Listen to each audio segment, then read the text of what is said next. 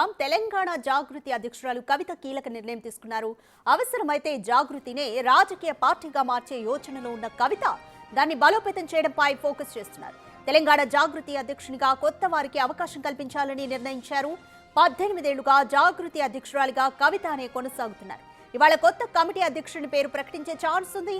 15 మందితో నూతన కమిటీని ఏర్పాటు చేయనున్నారు.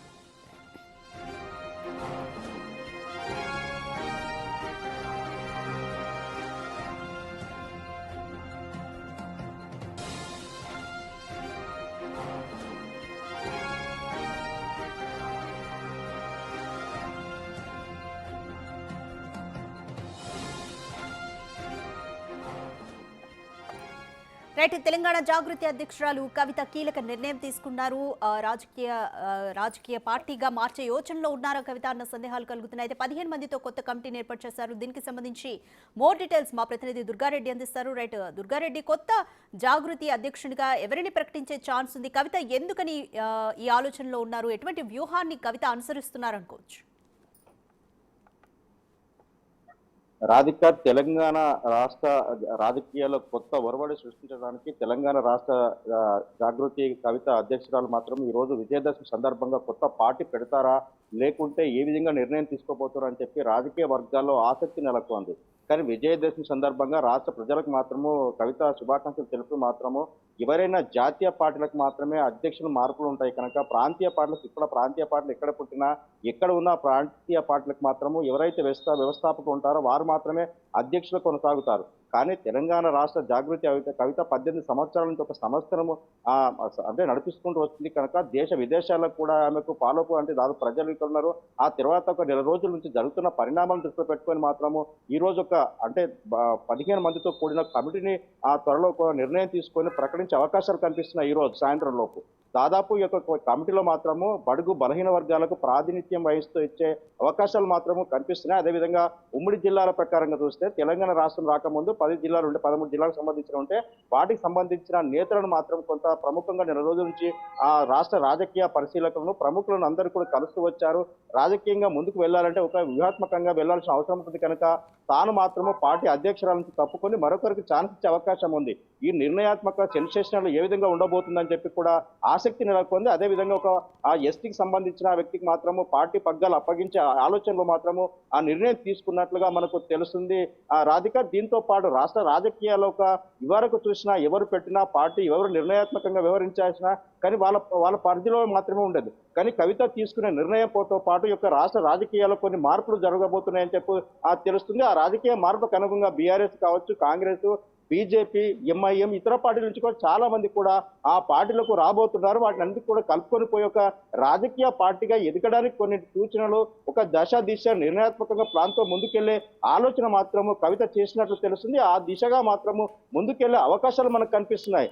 దీంతో పాటు రాష్ట్రంలో జరుగుతున్న పరిణామాలు ఆ తర్వాత కూడా దేశ విదేశాల్లో కూడా 18 సంవత్సరాల నుండి తెలంగాణ రాష్ట్ర జాగృతి పేరుతో బతుకమ్మ పండుగ వేడుకలు సంబరాలు కూడా విదేశాల్లో ఆట ఆడి కూడా తెలంగాణ సాంప్రదాయం సంస్కృతి వివరించడం జరిగింది. దాంతో ఇప్పుడు నిర్ణయాత్మకంగా తీసుకునే కమిటీలో మాత్రము 15 మంది చోటు ఎవరెవరికి కల్పించబోతున్నారు ఏంటి అని చెప్పి రాజకీయ పరిశీలకులు విశ్లేషకులు అంచనాకు వచ్చి ఆ తర్వాత కూడా ఏ విధంగా ఉండబోతుందని చెప్పి కొంతమంది ప్రముఖులను కలిసిన సందర్భంలో వాళ్ళు ఇచ్చిన సూచనలు ఆ సలహాలు తీసుకొని వ్యూహాత్మకంగా ముందుకెళ్లి ఒక రాజకీయ శక్తిగా ఎదగడానికి మాత్రము కవిత ప్లాన్ ఒక ప్రణాళికతో ముందుకు వెళ్తున్నట్లు మనకు సమాచారం అందుతుంది. ఈ దిశగా మాత్రం ఈ రోజు సాయంత్రము ఆ 15 మంది కమిటీలో ఒక ఎస్సీ ఎస్టీకి సంబంధించిన వ్యక్తిని మాత్రం పార్టీకి అధ్యక్షునిగా పేరు ప్రకటించే అవకాశాలు అయితే కనిపిస్తున్నాయి. రాధిక, రైట్, దుర్గారెడ్డి 18 ఏళ్లుగా జాగృతికి అధ్యక్షురాలుగా కొనసాగుతున్నారు కవిత. ఎందుకని ఈరోజు దసరా మరి ఈ రోజే అనౌన్స్ చేయాలని ఎందుకు అనుకున్నారు అనుకోవచ్చు? ఎందుకని 18 ఏళ్లుగా ఉన్న ఆ పదవిని పక్కన పెట్టాలనుకుంటున్నారు?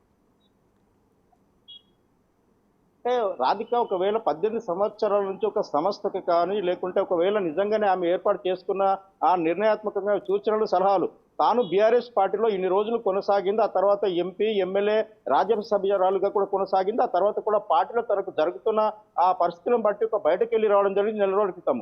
ఆ తర్వాత కూడా పార్టీని కూడా త్వరలో మాత్రం జాగృతి పేరుతోటే ప్రకటించే అవకాశాలు ఉన్నాయి. కానీ ఈ రోజు విజయదశమి సందర్భంగా చాలా మంది ఆ ప్రజలు కావచ్చు, లేకుంటే ఆమె కలిసిన సలహా సూచనలు ఇచ్చిన వాళ్ళంతా కూడా కొంత పార్టీగా ముందుకు తీసుకెళ్లాలి, ఆ ముందుకు తీసుకెళ్ళడానికి ముందుకు ఆ వచ్చే నిర్ణయాత్మకంగా ఎవరైతే ప్లాను ప్రకటబందిగా నిర్ణయం తీసుకొని ముందుకెళ్లి ఒక రాజకీయంగా ఎదగడానికి వ్యూహాత్మకంగా వివరించాల్సిన అంశాలు ఆమెకు వివరించడంతో ఒక విజయదశమి అంటే విజయం చెడుపై మంచి ఏ విధంగా అయితే ముందుకెళ్ళడానికి విజయదశమి ఉంటుందో ఆ విజయదశమి రోజే ఒక నిర్ణయాత్మకంగా ముందుకెళ్ళడానికి నిర్ణయం తీసుకున్నట్లు తెలుస్తుంది.